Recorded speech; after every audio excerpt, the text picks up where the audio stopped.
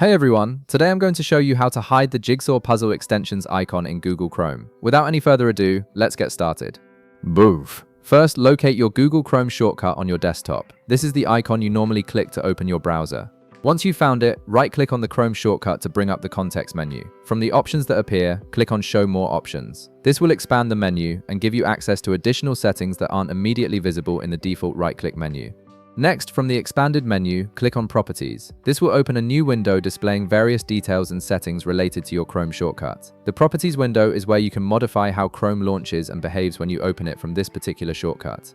Now, in the Properties window, you need to find the Target field. This field shows the file path that tells your computer where Chrome is installed and how to launch it.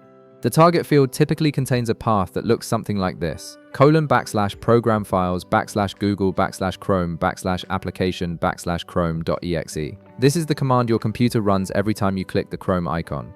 Here's where you'll make the important change. Click at the very end of the content in the target field, right after the closing quotation mark if there is one. Once your cursor is positioned there, add a space. Then type exactly this: --disable -features equals extensions toolbar menu. Make sure you type it exactly as shown, paying close attention to the hyphens and capitalization.